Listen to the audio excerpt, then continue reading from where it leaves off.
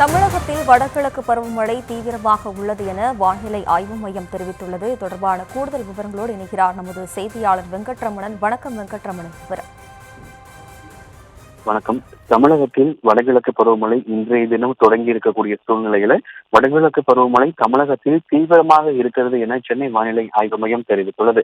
வடகிழக்கு பருவமழை தொடங்கியதற்கு பிறகாக இன்றைய தினம் 17 மாவட்டங்கள், சென்னை உள்ளிட்ட 17 மாவட்டங்கள்ல கனமழைக்கான எச்சரிக்கையும், கன்னியாகுமரி, தென்காசி, திருநெல்வேலி உள்ளிட்ட 7 மாவட்டங்கள்ல மிக கனமழைக்கான ஆரஞ்சு நிற எச்சரிக்கை கொடுக்கப்பட்டிருக்கக்கூடிய நிலையில தமிழகத்தில் வடகிழக்கு பருவமழை தீவிரமாக உள்ளதாக சென்னை வானிலை ஆய்வு மையம் தெரிவித்திருக்கிறது.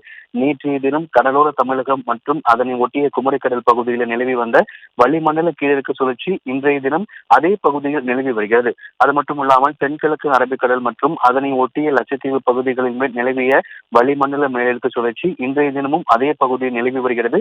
இதன் காரணமாக வருகின்ற 19ஆம் தேதி வாக்கில் தென்கிழக்கு அரபிக்கடல் மற்றும் லட்சத்தீவு பகுதிகளில் கேரளா, கர்நாடகா பகுதிகளுக்கு அப்பால் ஒரு காற்றழுத்த தாழ்வு பகுதி உருவாகக்கூடும். அதாவது வடகிழக்கு பருவமழை தொடங்கியதற்கு பிறகாக 19ஆம் தேதி வாக்குல ஒரு குறைந்த காற்றழுத்த தாழ்வு பகுதி உருவாகும். அந்த காற்றழுத்த தாழ்வு பகுதி வலுப்பெற்று புயலாக வலுப்பெறுமா என்பதை அதை நோக்கி எந்த திசை நோக்கி செல்கிறதோ அதை குறித்து தான் கூற முடியும் என வானிலை ஆய்வு மையம் குறிப்பிட்டிருக்கிறது.